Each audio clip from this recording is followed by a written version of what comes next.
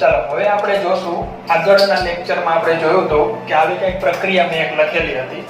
તો આ પ્રક્રિયા સંતુલિત નથી. પહેલા તો આપણે એને સમતોલિત કરવી પડશે.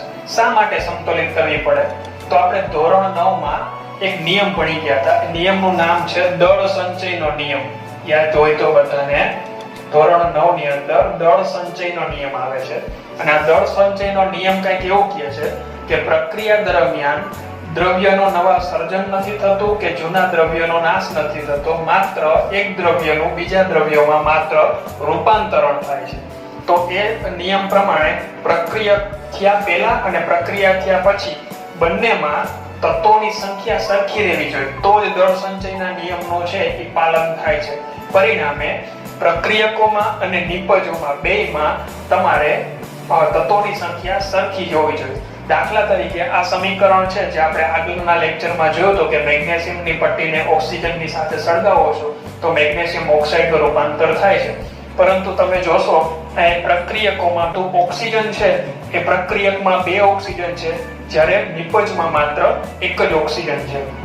તો આને આપણે સમતોલિત કરીશું અને રાસાયણિક પ્રક્રિયાઓને સમતોલિત કરવા માટેની કેટલીક પદ્ધતિ છે અને પદ્ધતિ અનુસાર આપણે અહીંયા ચાલશું.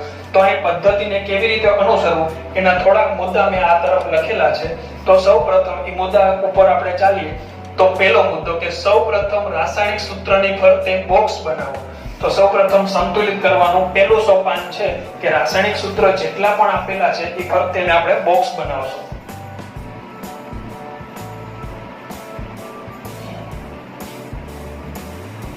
મિત્રો, આ બોક્સ બનાવવાનું કારણ એ છે કે હવે જે પણ આપણે કંઈ લખશું એ બોક્સની બહાર અહીંયા લખશું. બોક્સની અંદર આપણે મૂકીશું નહીં. બોક્સની અંદર મૂકવાથી એનું રાસાયણિક સૂત્ર બદલી જાય છે અને તત્વ પણ બદલી જાય છે. એટલે બની શકે કે તમે H2O હોય, દાખલા તરીકે H2O હોય અને બેલેન્સ કરવા માટે દાખલા તરીકે તમે O2 મૂકો તો આ પાણીનું સૂત્ર રહેતું નથી. આ બની જાય છે સૂત્ર હાઇડ્રોજન પેરોક્સાઇડનું. માટે આપણે બોક્સની અંદર કંઈ પણ આપણે મૂકીશું નહીં. ફરજિયાત બોક્સની બહાર જ આપણે બોક્સની આગળ બહાર તરફ આપણે મૂકીશું. બરોબર? તો પહેલું ચરણ આપણે જોયું કે ફરતે આપણે બોક્સ બનાવી, જેટલા રાસાયણિક સૂત્ર આપેલા છે એની ફરતે આપણે શું બનાવી નાખ્યા? બોક્સ બનાવી નાખ્યા. પછી બીજું સોપાન છે આપણું કે રાસાયણિક સમીકરણમાં રહેલા તત્વોની યાદી બનાવો.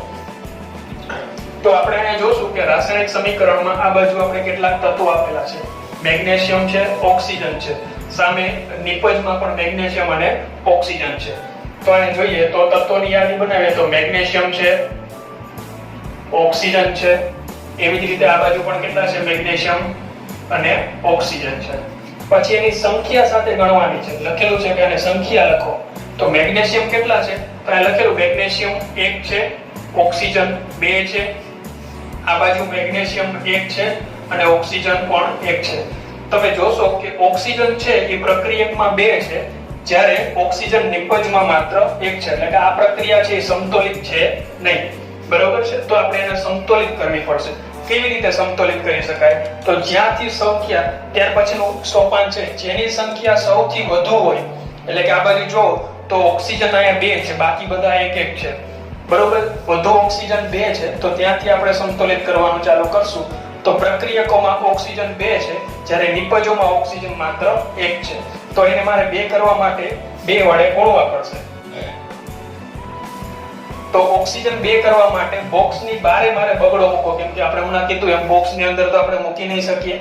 તો બોક્સની બહાર હું આ બગડો મૂકું, બોક્સની બહાર હું આ બગડો મૂકું તો બગડો છે એ મેગ્નેશિયમના ગુણાકારના સંબંધમાં છે અને ઓક્સિજનના ગુણાકારના સંબંધમાં છે.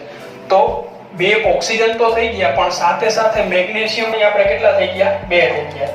હવે આપણે મેગ્નેશિયમ નિપજોમાં 2 થઈ ગયા, પણ પ્રક્રિયકોમાં કેટલા છે? 1 જ છે. પરિણામે આપણે અહીંયા પણ કેટલા મેગ્નેશિયમ મૂકવા પડશે? 2 મેગ્નેશિયમ મૂકવા પડશે. એટલે અહીંયા ગુણાકારને 2 મૂકશું. હવે તમે જોશો તો પ્રક્રિયકમાં મેગ્નેશિયમ 2 થઈ ગયા, ઓક્સિજન 2 છે અને એવી જ રીતે નિપજમાં મેગ્નેશિયમ 2 છે અને ઓક્સિજન 2 છે. તો આ રીતે તમે સમીકરણ છે એ સંતુલિત કરી શકો. બીજું એક્ઝામ્પલ લઈએ મિત્રો. તો કુદરતી વાયુ છે મિથેન, એનું સૂત્ર છે કુદરતી વાયુમાં મિથેન મુખ્ય ઘટક તરીકે હોય છે. CH4 એનું સૂત્ર છે.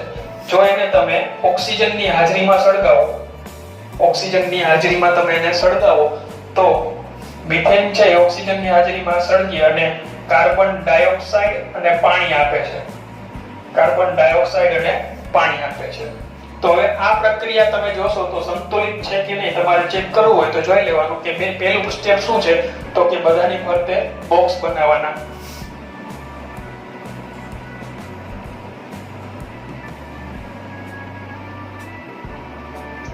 પછી બીજું સ્ટેપ છે કે તત્વોની યાદી બનાવી અને સાથે સંખ્યા લખવી. તો યાદી બનાવો તો તત્વો પ્રક્રિયકોમાં કેટલા છે તો કે કાર્બન છે, હાઇડ્રોજન છે, ઓક્સિજન છે. કાર્બન કેટલા છે તો કે કાર્બન અહીંયા 1 છે, હાઇડ્રોજન 4 છે, ઓક્સિજન 2 છે. એવી જ રીતે નિપજોના તત્વોની યાદી બનાવીએ તો અહીંયા કાર્બન 1 છે, હાઇડ્રોજન 2 છે અને ઓક્સિજન 3 છે. બરોબર. જી વધારે હોય ત્યાંથી આપણે બેલેન્સ કરવાની શરૂઆત કરશું. તો સૌપ્રથમ જો તો હાઇડ્રોજન કેટલા આપેલા છે અહીંયા 4 આપેલા છે. પ્રક્રિયકમાં હાઇડ્રોજન 4 છે જ્યારે નિપજમાં હાઇડ્રોજન માત્ર કેટલા છે 2 છે. તો અહીંયા મારે 4 કરવા માટે એને મારે કેટલા વડે ગુણવા પડશે 2 વડે ગુણવા પડશે. તો હું બગડો તો અહીંયા અંદર નહીં મૂકી શકું, બોક્સની બહાર હું બગડો મૂકું તો 2 છે એ હાઇડ્રોજન ને લાગશે અને સાથે ઓક્સિજન ને પણ લાગશે. તો ઓક્સિજન અહીંયા 2 થઈ ગયા અને 2 ઓક્સિજન અહીંયા પહેલા કેટલા હતા 3 પણ આ 2 આગળ મૂકવાથી ટોટલ ઓક્સિજનના નંબર થઈ ગયા 4. બરોબર. તો આ ઓક્સિજનના 4 થઈ ગયા. હવે આ બાજુ જોશું તો ઓક્સિજન આ બાજુ માત્ર 2 છે અને નિપજોમાં ઓક્સિજન કેટલા છે 4 છે. બરોબર. તો અહીંયા મારે 4 ઓક્સિજન કરવા માટે આને મારે 2 વડે ગુણવા પડશે. બરોબર છે. તો ઓક્સિજન છે હું બગડો અંદર નહીં મૂકું, બોક્સની બહાર મૂકીશ. બરોબર છે. તો આ થઈ ગયા 4. હવે જોશું કે હાઇડ્રોજન કેટલા છે તો કે હાઇડ્રોજન 4 થઈ ગયા, ઓક્સિજન 4 થઈ ગયા, કાર્બન તો બે બાજુ એક જ છે. તો આ સમીકરણ સંતુલિત સમીકરણ કહેવાય છે. ચલો આગળના બે સમીકરણો આપણે સંતુલિત કરીને જોયા. ત્યાર પછી આપણી ટેક્સ્ટબુકમાં એક બીજું એક સમીકરણ છે તો એને આપણે સંતુલિત કરવાનો પ્રયત્ન કરીએ. તો પહેલું સ્ટેપ સમીકરણ સંતુલિત કરવાનું. સૌપ્રથમ આપણે બધા સૂત્રો આપેલા છે, બધા સૂત્રોની ફરતે આપણે બોક્સ બનાવી દઈશું.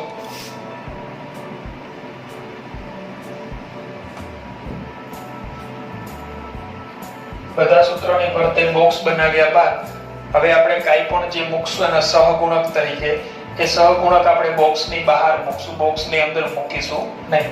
પછી બીજું સ્ટેપ છે યાદી બનાવીશું તત્વોની. તો પ્રક્રિયકોમાં આપણે આ પ્રક્રિયકો છે અને પ્રક્રિયકોની યાદી બનાવીએ તો ફેરસ છે, આયન, ત્યાર પછી હાઇડ્રોજન છે અને ત્યાર પછી ઓક્સિજન છે. એવી જ રીતે નિપજોની જો આપણે યાદી બનાવીએ તો આયન છે, હાઇડ્રોજન છે અને ઓક્સિજન છે. પછી સંખ્યા લખી નાખીએ આપણે. ફેરસ અહીંયા 1 છે, હાઇડ્રોજન 2 છે, ઓક્સિજન 1 છે. આ બાજુ ફેરસ 3 છે, હાઇડ્રોજન 2 છે અને ઓક્સિજન 4 છે.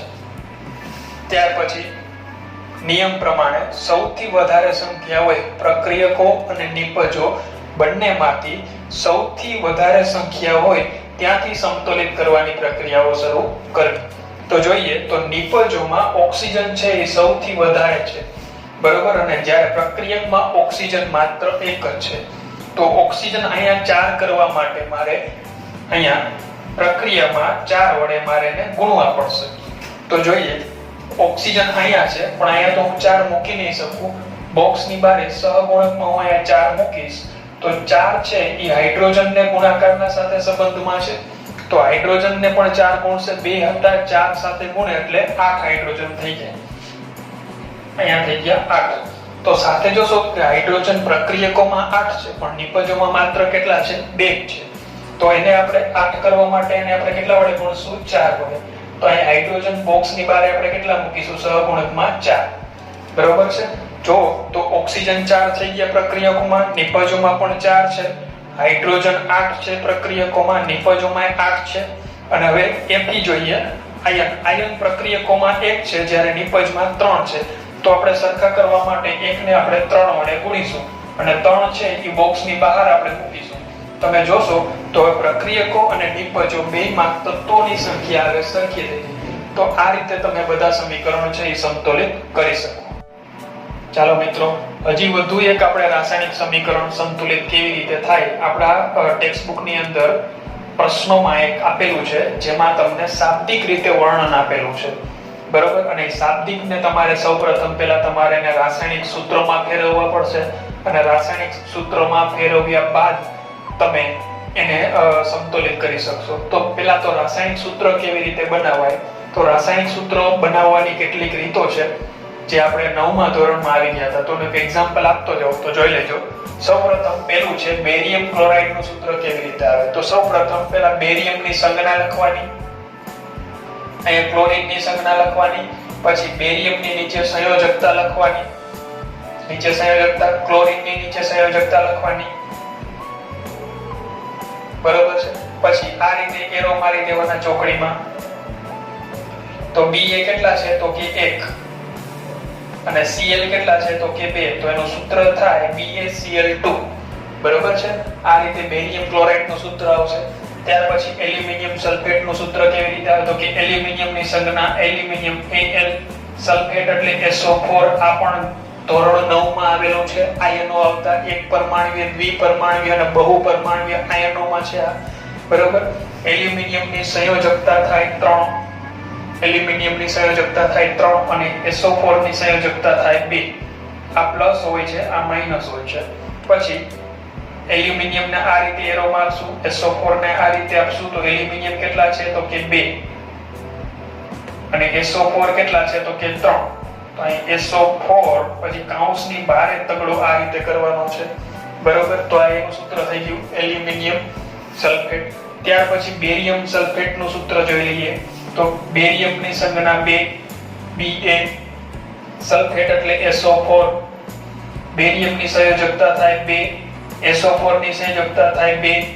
જ્યારે આવા સંયોગો ભેગા થાય કે નીચે બે એક અથવા તો બે જગ્યાએ સમાન આંક ભેગા થાય, સંયોજકતા બે ની સમાન હોય, ત્યારે નીચે 1 કે 2 આપણે કઈ લખતા નથી. જેમ કે બેરિયમ કેટલા છે 2, પણ આરે સલ્ફેટ એ કેટલા છે તો કે 2. તો નીચે કઈ આપણે લખતા નથી એટલે એનું સૂત્ર થશે BaSO4. સમજાઈ ગયું? એવી જ રીતે એલ્યુમિનિયમ ક્લોરાઇડ નું સૂત્ર કેવી રીતે થાય તો કે એલ્યુમિનિયમની સંજ્ઞા Al, ક્લોરીનની સંજ્ઞા Cl, એલ્યુમિનિયમની સંયોજકતા છે 3 અને ક્લોરીનની સંયોજકતા છે 1. તો એલ્યુમિનિયમ 1 આવ્યા, ક્લોરીન આવ્યા 3. અહીંયા બે જુદા જુદા છે એટલે બે ની નીચે લખશું એલ્યુમિનિયમ 1 એટલે 1 હોય તો નીચે લખવાની જરૂર નહીં, પણ Cl કેટલા છે 3. તો Cl AlCl3. તો મિત્રો આ રીતે તમે રાસાયણિક સૂત્ર તમે બનાવી શકો. ચાલો, સૂત્ર લખ્યા પછી આપણે આખું સમીકરણ લખી નાખેલું છે અને સમીકરણ લખ્યા પછી આપણે જે ઓલા નિયમ હતા કે સૌપ્રથમ પેલું કામ કરવાનું કે બધાની ફરતે બોક્સ બનાવવાના અને તત્વોની યાદી બનાવવાની. તો અહીંયા બે બધાની ફરતે બોક્સ બનાવી નાખ્યા છે. પ્રક્રિયકો અને નિપજોમાં બેમાં મેં યાદી બનાવી નાખી છે તત્વોની, બરોબર છે. હવે આપણે આ સંતુલિત પ્રક્રિયા ચાલુ કરવાની છે. તો સંતુલિત પ્રક્રિયાના નિયમ તરીકે સૌથી વધારે સંખ્યા ધરાવતી હોય ત્યાંથી આપણે પ્રક્રિયા ચાલુ કરીએ. તો સૌપ્રથમ વધારે જોવો છો તો પ્રક્રિયકમાં ઓક્સિજનની સંખ્યા છે સૌથી વધારે, અને સૌથી વધારે ઓક્સિજનની સંખ્યા છે 12 અને નિપજમાં ઓક્સિજનની સંખ્યા છે 4. તો અહીંયા 4 ની જગ્યાએ મારે 12 કરવા હોય તો ઓક્સિજનને મારે કેટલા વડે ગુણવા પડે? 3 વડે ગુણવા પડે, બરાબર છે. અને આ ઓક્સિજન છે એ BaSO4 માં અહીંયા છે, બરોબર છે. તો અંદર તો હું 3 મૂકી નહીં શકું, તો ત્યાં મૂકીશ સહગુણક તરીકે, એટલે બોક્સની બહાર હું અહીંયા 3 મૂકીશ. તો 3 છે એ બેરિયમ ને લાગશે, સલ્ફર ને લાગશે અને પછી ઓક્સિજન ને લાગશે. આ રીતે થશે, બરોબર છે.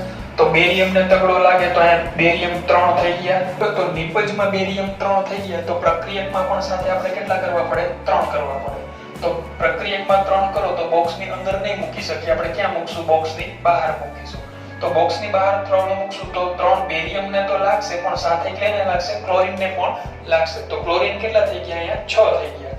તો ક્લોરીનને અહીંયા 3 વડે ગુણો તો કેટલા થઈ ગયા? 6, બરોબર છે. અને સાથે ક્લોરીન અહીંયા કેટલા છે? 3 જ છે. તો અહીંયા 3 ને 6 કરવા માટે કેટલા વડે ગુણવા પડશે મારે?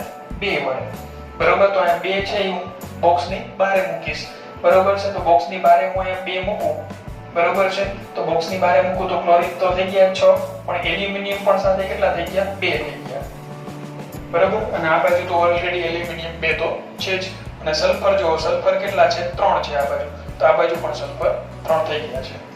આશા રાખું છું કે તમને બધાને હવે સંતુલિત સમીકરણ કરતા આવડી ગયું હશે.